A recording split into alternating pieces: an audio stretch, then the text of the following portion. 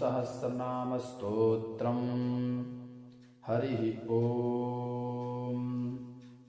शुक्लाम्बरधरं विष्णुं शशिवर्णं चतुर्भुजं प्रसन्नवदनं ध्यायेत् सर्वविघ्नोपशान्तये। यस्य द्विरादवक्त्राद्याः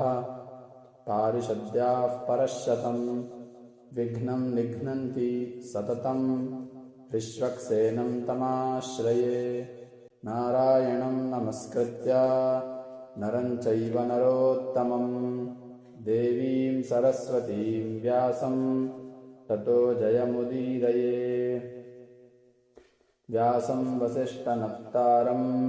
शक्तेः पौत्रमकल्मषं पराशरात्मजं वन्दे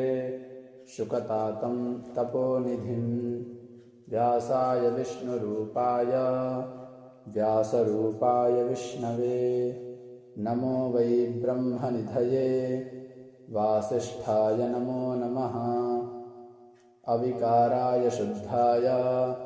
नित्याय परमात्मने सदैकरूपरूपाय विष्णवे सर्वजिष्णवे। यस्य स्मरणमात्रेण जन्मसंसारबन्धनात् विमुच्यते नमस्तस्मै विष्णवे प्रभविष्णवे। ॐ नमो विष्णवे प्रभविष्णवे। श्रीवैशम्पायन उवाच श्रुत्वा धर्मानशेषेण पावनानि च सर्वशः युधिष्ठिरः शान्तनवं पुनरेवाभ्यभाषत। युधिष्ठिर उवाच किमेकं दैवतं लोके किं वाप्येकं परायणं स्तुवन्तः कं कमर्चन्तः प्राप्नुयुर्मानवाः शुभम्। को धर्मः सर्वधर्माणां भवतः परमो मतः किं जपन्मुच्यते जन्तुः जन्मसंसारबन्धनात्। श्रीभीष्म उवाच जगत्प्रभुं देवदेव मनन्तं पुरुषोत्तमं स्तुवन्नाम सहस्रेण पुरुषः सततोत्थितः तमेव चार्चयन्नित्यं भक्त्या पुरुषमव्ययं ध्यायन् स्तुवन् नमस्यंश्च यजमानस्तमेव च। अनादिनिधनं विष्णुं सर्वलोकमहेश्वरं लोकाध्यक्षं स्तुवन्नित्यं सर्वदुःखतिगो भवेत्। ब्रह्मण्यं सर्वधर्मज्ञं लोकानां कीर्तिवर्धनं लोकनाथं महद्भूतं सर्वभूतभवोद्भवम्। एष मे सर्वधर्माणां धर्मोऽधिकतमो मतः यद्भक्त्या पुण्डरीकाक्षं स्तवैरर्चेन्नरः सदा। परमय्यो महत्तेजः परमय्यो महत्तपः परमय्यो महद्ब्रह्म परमय्यः परायणं। पवित्राणां पवित्रय्यो मङ्गलानां च मङ्गलम् दैवतं देवतानां च भूतानां यो व्ययः पिता। यतः सर्वाणि भूतानि भवन्त्यादि युगागमे यस्मिंश्च प्रलयं यान्ति पुनरेव युगक्षये। तस्य लोकप्रधानस्य जगन्नाथस्य भूपते विष्णोर्नामसहस्रं मे शृणु पापभयापहम्। यानि नामानि गौणानि विख्यातानि महात्मनः ऋषिभिः परिगीतानि तानि वक्ष्यामि भूतये। ऋषिर्नाम्नां सहस्रस्य वेदव्यासो महामुनिः छन्दोनुष्टुप् तथा देवो भगवान् देवकीसुतः अमृतांशोद्भवो बीजं शक्तिर्देवकी नन्दनः त्रिसामा हृदयं तस्य शान्त्यर्थे विनियुज्यते विष्णुं जिष्णुं महाविष्णुं प्रभविष्णुं महेश्वरम् अनेकरूपदैत्यान्तं नमामि पुरुषोत्तमम् अस्य श्रीविष्णोर्दिव्यसहस्रनाम स्तोत्रमहामन्त्रस्य श्रीवेदव्यासो भगवान् ऋषिः अनुष्टुप्छन्दः श्रीमहाविष्णुः परमात्मा श्रीमन्नारायणो देवता अमृतांशोद्भवो भानुरतिबीजं देवकीनन्दनस्रष्टेति शक्तिः उद्भवः क्षोभणो देव इति परमो मन्त्रः शङ्खगृह्णन्दकी चक्रीति कीलकं शार्ङ्गधन्वा गदाधर इत्यस्त्रं रथाङ्गपाणि रक्षोभ्य इति नेत्रं त्रिसामा सामगः सामेति कवचम् आनन्दं परब्रह्मेति योनिः ऋतुः सुदर्शनः काल इति दिग्बन्धः श्रीविश्वरूप इति ध्यानं श्रीमहाविष्णु प्रीत्यर्थे सहस्रनामजपे विनियोगः ध्यानं क्षीरोदन्वत्प्रदेशे शुचिमणिविलसते सैकते मौक्तिकानां मालाक्लिप्ता सनस्थः स्फटिकमणिनिभैर्मौक्तिकैर्मण्डिताङ्गः शुभ्रैरभ्रैरदभ्रैरुपरि विरचितैर्मुक्तपीयूषवर्षैः आनन्दीनः पुनीया दरिनलिना गदा शङ्खपाणिर्मुकुन्दः भूः पादौ यस्य नाभिर्वियदसुरनिलश्चन्द्रसूर्यौ च नेत्रे कर्णावाशाः शिरोद्यौर्मुखमपि दहनो यस्य वास्ते यमब्धिः अन्तस्थं यस्य विश्वं सुरनर खगगो भोगी गन्धर्वदैत्यैः चित्रं रम्यते तं त्रिभुवनवपुषं विष्णुमीशं नमामि। ॐ नमो भगवते वासुदेवाय। शान्ताकारं भुजगशयनं पद्मनाभं सुरेशं विश्वाधारं गगनसदृशं मेघवर्णं शुभाङ्गं लक्ष्मीकान्तं कमलनयनं योगिहृद्ध्यानगम्यं वन्दे विष्णुं भवभयहरं सर्वलोकैकनाथं मेघश्यामं पीतकौशेयवासं श्रीवत्साङ्कं कौस्तुभोद्भासिताङ्गं पुण्योपेतं पुण्डरीकायताक्षं विष्णुं वन्दे सर्वलोकैकनाथं। नमः समस्तभूतानाम् आदिभूताय भूभृते अनेकरूपरूपाय विष्णवे प्रभविष्णवे सशङ्खचक्रं सकिरीटकुण्डलं सपीतवस्त्रं सरसीरुहेक्षणं सहारवक्षस्थलशोभिकौस्तुभं नमामि विष्णुं शिरसा चतुर्भुजं छायायां पारिजातस्य हेमसिंहासनोपरि आसीनमम्बुदश्याम मायताक्षमलङ्कृतं चन्द्राननं चतुर्बाहुं श्रीवत्साङ्कितवक्षसं रुक्मिणीसत्यभामाभ्यां सहितं कृष्णमाश्रये।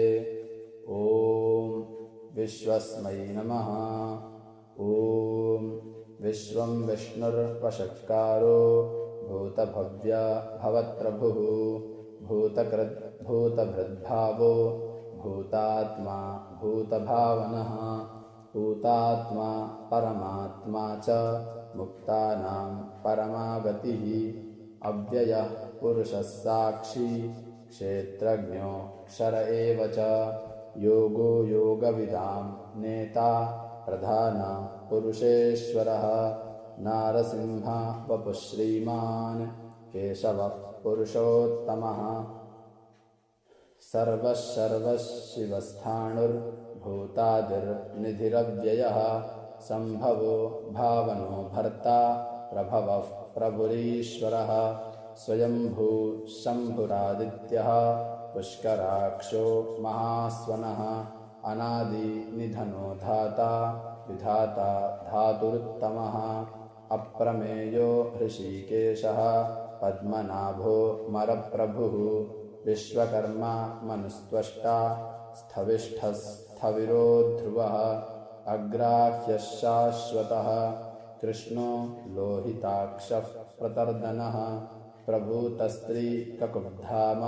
पवित्रं मङ्गलं परम् ईशानः प्राणतः प्राणो ज्येष्ठश्रेष्ठः प्रजापतिः हिरण्यगर्भो भूगर्भो माधवो मधुसूदनः ईश्वरो विक्रमी धन्वी मेधावी विक्रमः क्रमः अनुत्तमो दुराधर्षः कृतज्ञः कृतिरात्मवान् सुरेशः शरणं शर्म विश्वरेताः प्रजाभवः अहः संवत्सरो व्यालः प्रत्ययः सर्वदर्शनः अजः सर्वेश्वरः सिद्धः सिद्धिः सर्वादिरच्युतः वृषाकपि रमेयात्मा सर्वयोगविनिसृतः वसुर्वसुमना सत्यः समात्मा संमितः समः अमोघः पुण्डरीकाक्षो वृषकर्मा वृषाकृतिः रुद्रो बहुशिरा बभ्रुः विश्वयोनिः शुचिश्रवाः अमृतः शाश्वतस्थाणुर्वरारोहो महातपाः सर्वगः सर्वविद्भानुर्विश्वक्सेनो जनार्दनः वेदो वेदविदव्यङ्गो वेदाङ्गो वेदवित्कविः लोकाध्यक्षः सुराध्यक्षो धर्माध्यक्षः कृताकृतः चतुरात्मा चतुर्व्यूह चतुर्दंष्ट्रश्चतुर्भुजः भ्राजिष्णुर्भोजनं भोक्ता सहिष्णुर्जगदादिजः अनघो विजयो जेता विश्वयोनिः पुनर्वसुः उपेन्द्रो वामनः प्रांशुः अमोघः शुचिरोर्जितः अतीन्द्रः सङ्ग्रहः सर्गो धृतात्मा नियमो यमः वेद्यो वैद्यः सदा योगी वीरः माधवो मधुः अतीन्द्रियो महामायो महोत्साहो महाबलः महाबुद्धिर्महावीर्यो महाशक्तिर्महाद्युतिः अनिर्देश्य वपुः श्रीमान् अमेयात्मा महादृधिक् महेश्वासो महीभर्ता श्रीनिवासः सतां गतिः अनिरुद्धः सुरानन्दो गोविन्दो गोविदाम्पतिः मरीचिर्दमनो हंसः सुवर्णो भुजगोत्तमः हिरण्यनाभः सुतपाः पद्मनाभः प्रजापतिः अमृत्युः सर्वदृक्सिंहः सन्धाता सन्धिमान् स्थिरः अजो दुर्मर्शनः शास्ता विश्रुतात्मा सुरारिः गुरुर्गुरुतमो धाम सत्यः सत्यपराक्रमः निमिषो निमिषस्पृग्वी वाचस्पतिरुदारधीः अग्रणीर्ग्रामणी श्रीमान् न्यायो नेता समीरणः सहस्रमूर्धा विश्वात्मा सहस्राक्षः सहस्रपात् आवर्तनो निवृत्तात्मा संवृतः सम्प्रमर्दनः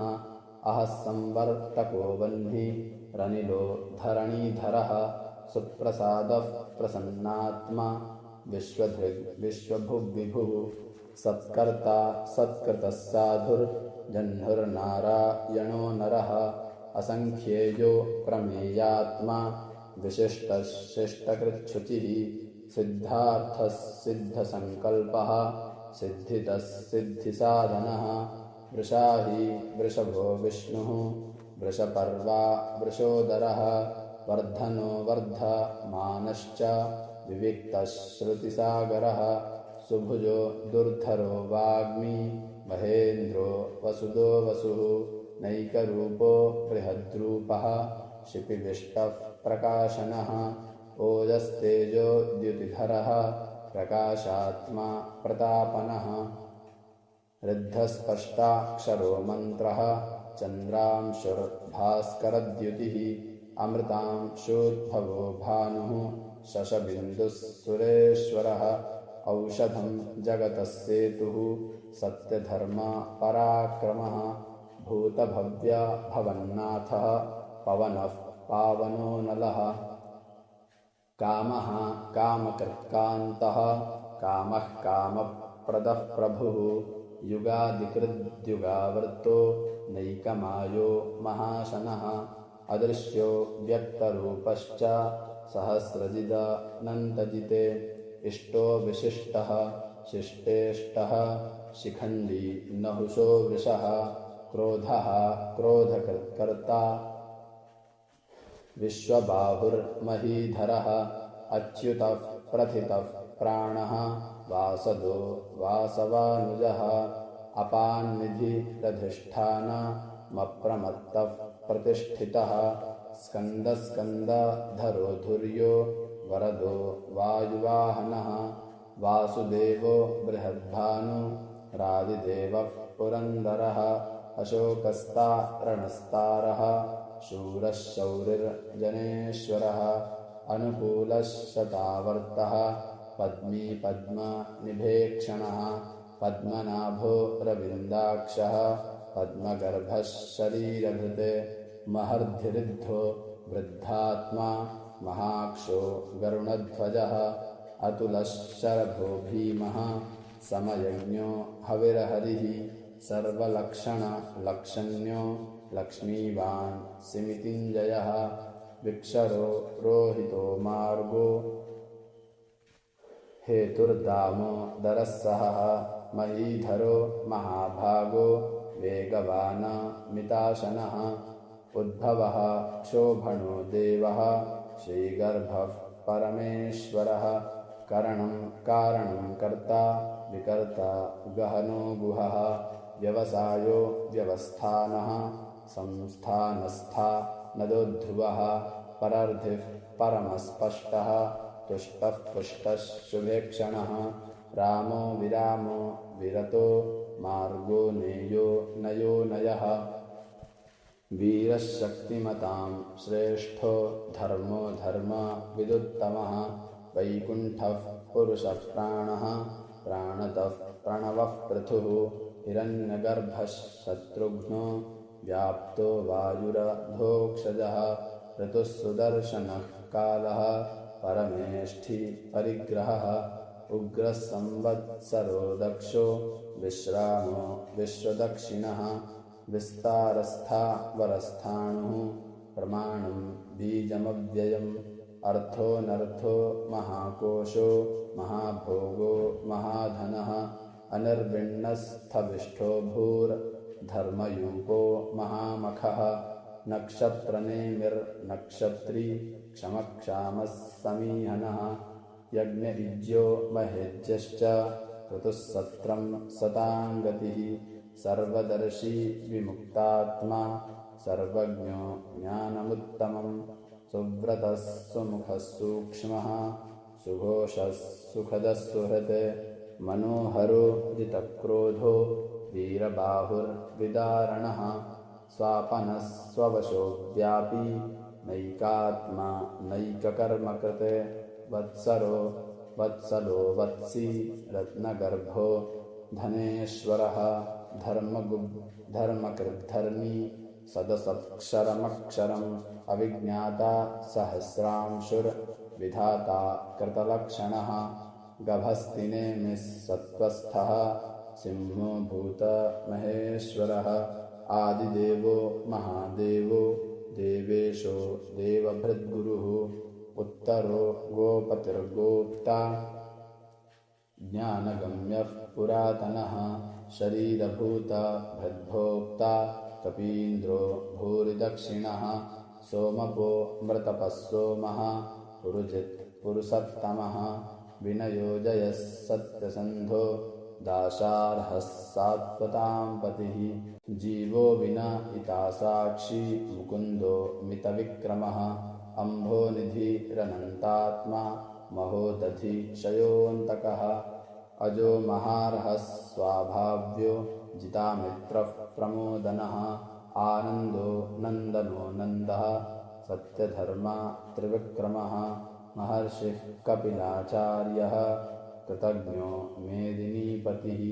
त्रिपदस्त्रिदशाध्यक्षो महाशृङ्गः कृतान्तकृते महावराहो गोविन्दः सुषेणः कनकाङ्गदी गुह्यो गभीरो गहनो गुप्तश्चक्र गदाधरः वेधास्वाङ्गो जितः कृष्णो दृढः सङ्कर्षणोच्युतः वरुणो वारुणो वृक्षः पुष्कराक्षो महामनाः भगवान् भगहानन्दी वनमाली हलायुधः आदित्यो ज्योतिरादित्यः सहिष्णुर्गतिसत्तमः सुधन्वा खण्डपरशुः दारुणो द्रविणप्रदः दिविस्त्रिक् सर्वदृग्व्यासो वाचस्पतिरयो निजः त्रिसामा सामगः साम निर्वाणं भेषजं भिषके सन्न्यासकृच्छमः शान्तो निष्ठा शान्तिः परायणं शुभाङ्गः शान्तिदः स्रष्टा कुमुदः कुवलेशयः गोहितो गोपतिर्गोप्ता वृषभाक्षो वृषप्रियः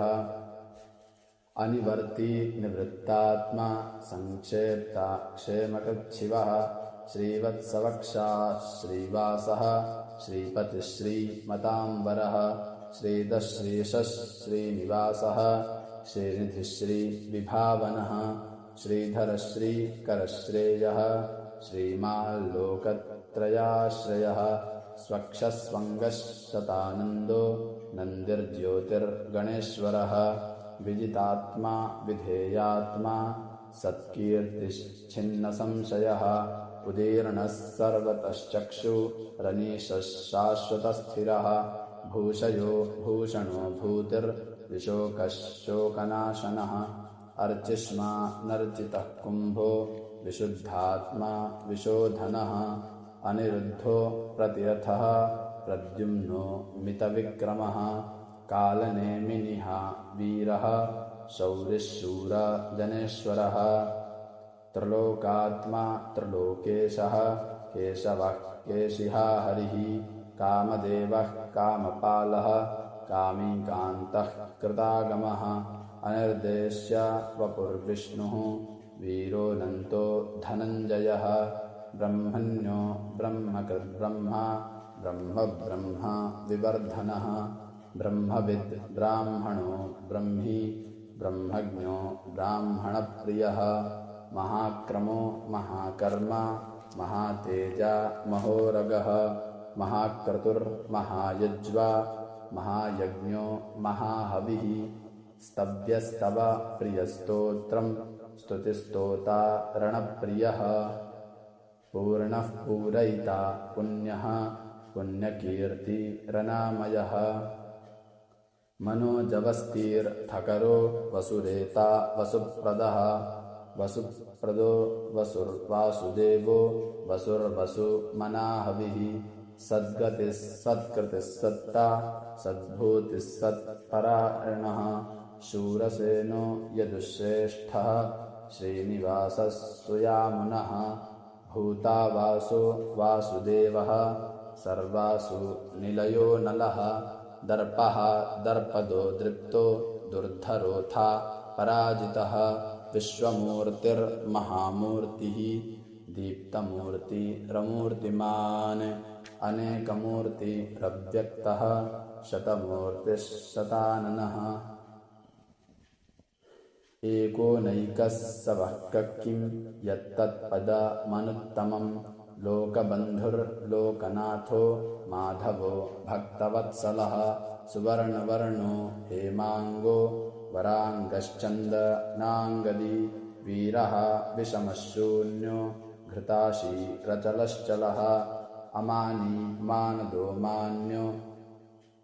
लोकस्वामी त्रिलोकधृके सुमेधा मेधजो धन्यः सत्यमेधा धराधरः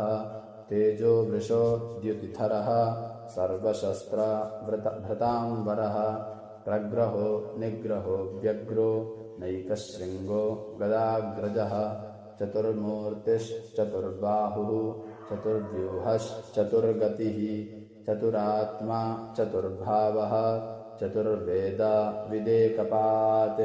समावर्तो निवृत्तात्मा दुर्जयो दुरतिक्रमः दुर्लभो दुर्गमो दुर्गो दुरावासो दुरारिह शुभांगो लोकसारंगः सुतंतो स्तंतुवर्धनः इंद्रकर्मा महाकर्मा कृतकर्मा कृतागमः उद्भवः सुंदरः सुंदो रत्ननाभः सुलोचनः अर्को वाजसनशृङ्गी जयन्तः सर्वविज्जयी सुवर्णबिन्दु रक्षोभ्यः सर्ववागीश्वरेश्वरः महाहृदो महागर्तो महाभूतो महानिधिः कुमुदः कुन्दरः कुन्दः पर्जन्यः पावनोऽनिलः अमृताशो मृतवपुः सर्वज्ञः सर्वतोमुखः सुलभः सुव्रतः सिद्धः शत्रुजिच्छत्रुतापनः न्यग्रोधोदुम्बरोऽश्वत्थः चाणूरान्ध्रनिषूदनः सहस्रार्चिः सप्तजिह्वः सप्तैधा सप्तवाहनः अमूर्तिरनघोचिन्त्यो भयकृद् भयनाशनः अणुर्बृहत् कृशस्थूलो गुणभन्निर्गुणो महान् अधृतस्वधृतस्वास्यः प्राग्वंशो वंशवर्धनः भारभृत् कथितो योगी योगीशः सर्वकामदः आश्रमश्रमणक्षामः सुपर्णो वायुवाहनः धनुर्धरो धनुर्वेदो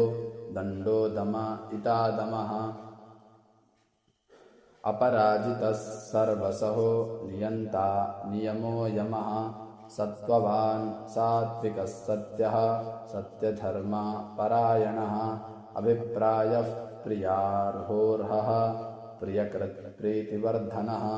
विहाय सगतिर्ज्योतिः सुरुचिर्हुतभुग्विभुः रविर्विरोचनः सूर्यः सवितारविलोचनः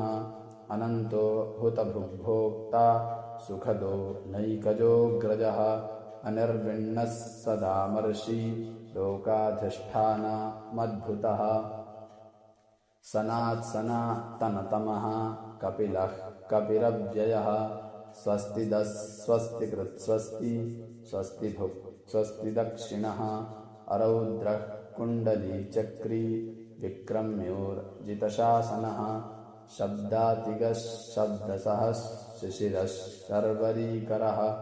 अक्रूरः पेशलो दक्षो दक्षिणक्षी मणाम्बरः विद्वत्तमो वीतभयः पुण्यश्रवणकीर्तनः उत्तारणो दुष्कृतिः पुण्यो दुःस्वप्ननाशनः वीरः रक्षणः सन्तो जीवनः पर्यवस्थितः अनन्तरूपो नन्तश्रीः जितमन्युर्भयापहः चतुरश्रो गभीरात्मा विदिशो व्यादिशो दिशः अनादिर्भूर्भुवो लक्ष्मीः सुवीरो रुचिराङ्गदः जननो जनजन्मादिर्भीमो भीमा पराक्रमः आधारनिलयो धाता पुष्पहासः प्रजागरः ऊर्ध्वगः सत्पथाचारः प्राणदः प्रणवः पणः प्रमाणं प्राणनिलयः प्राणभृत् प्राणजीवनः तत्त्वं तत्त्वविदेकात्मा जन्ममृत्युजरातिगः भूर्भुवस्वस्तरुस्तारः सविता प्रपितामहः यज्ञो यज्ञपतिर्यज्वा यज्ञाङ्गो यज्ञवाहनः यज्ञभृद्यज्ञकृद्यग्नि यज्ञभुग्यज्ञसाधनः यज्ञान्तकृद्यज्ञगुह्य मन्नमन्नाद एव च आत्मयोनिः स्वयं जातो वैखानस्सा मगायनः देवकी नन्दनस्रष्टा क्षितीशः पापनाशनः